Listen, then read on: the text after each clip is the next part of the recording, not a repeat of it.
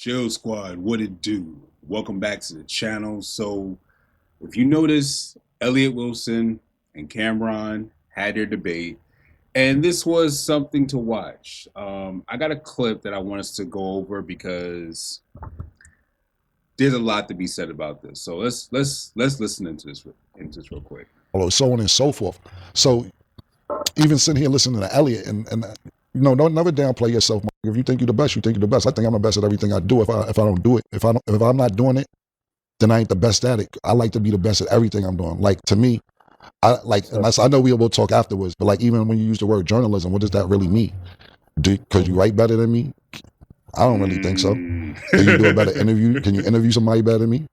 Not really, because if you're talking about hip hop artists, I'm more relatable to them than you are. You're the guy with the pen and the pad behind a thing like this, and I'm like, yo, I went through some shit like that. Yeah, remember? Yeah, my first concert when I had this, but you've been around the culture for a long time, so it isn't like, I'm not saying that being facetious. I'm saying that more as that's been your perspective in the last 30 years of what you've been doing, to where I seen what you said.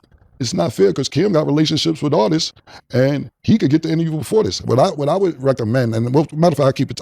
I'll say it now because I don't know if that's format more questions, but it's more about to where people have to like you instead of the story you tell. My personal opinion is because you could sit there and tell somebody else's story, but who would they like it to hear it from?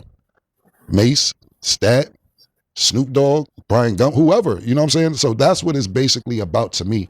And when Elliot's talking about what he's about to do, and good luck on what you're about to do, but waiting around for somebody to give you an interview, it might not work. You look at somebody like Academics, right? Academics ain't waiting for no motherfucker. The fact, hold on, you know it's bad if he got to bring Academics as an example. That's all I'm gonna say. You know it's bad if Ac is an example. And I know some rappers don't like him, some rappers do, whatever, but he don't give a. He get up there every day and tell you what's going on in hip hop, this, that, and the third, etc. You look at somebody like Joe Budden's podcast. I don't ever remember seeing a guest up there. It's his staff, etc. Waiting on guests. Them days is over. So it's more about capturing the moment. Even like this show right here, Talk with Flea. My man Larry will be here, a couple of my homies or whatever.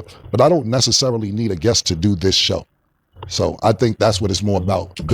So I wanted to touch on this because, and shout out to Cameron, shout out to Elliot Wilson, Stat Baby, everyone on the show, which especially Stat Baby. The format of her questions on this interview, this debate was really cool. Here's what I want to talk about.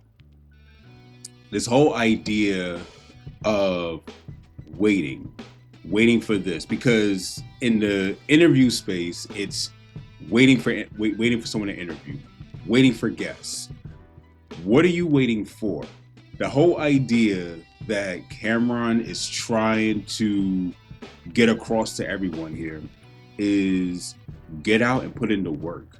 Put yourself out there so people can get to know if they like you or if they don't. And the chances are, if you put yourself out there enough, people who don't like you initially will start to like you eventually because you've been consistent enough. And this is why it's important. In fact, shout out to Rob Regal, because we had a podcast episode back in the end of 2019. And we talked about this. Forgot the DJ he was a radio station DJ he mentioned, forgot his name.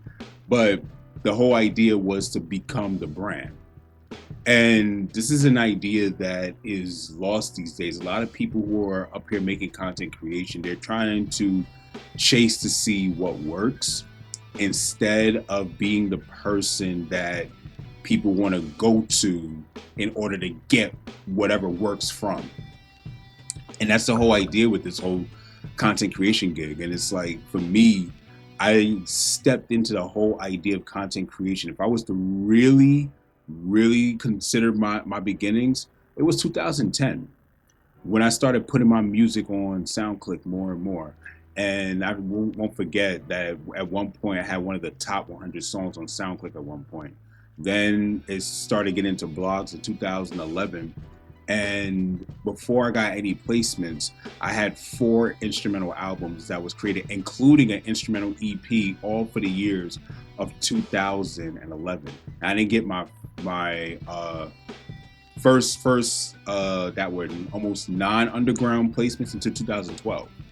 So I say this to say, you're not going to get the results that you want until you go up at bat, until you show up and show that you're ready to be the star of your own show. If you got a podcast, and people who have podcasts, shout out to my old Showcast members, shout out to the people who are with me on the Acknowledge Him podcast. They all know I've said this over and over again. Yo, we don't need a guest to run the show.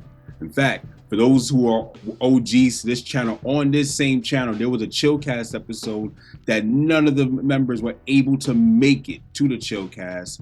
And I said, we still going live. And I went live and did the show by myself. And some of you probably still remember, some of you watching now will probably remember that episode. The key is, are you willing to become the person who could run the show? If you're going to step up into this gig of content creation, are you ready to run the show? Are you ready to be the person who is going to be in charge? Are you ready to be the person that people can look to, ask questions to, and answer them thoroughly, and show that you have some level of competence? And if you're not ready to become that person, then maybe you should take some more time to polish your craft. Those are my few things here. But this whole entire interview had so many different gems. Like, Cam talked about so many different things that I'm like, yo, I'm going to be tuning into this podcast a whole lot more, because I wasn't really subscribed at one point, but now they got me. So I'm going to end it here. I'm not going to ramble on. My name is Avidan Smith, and I help creatives like you find your unique sound. If you have not already, hit the like button and the subscribe button. Join the Chill Squad. We'd love to have you.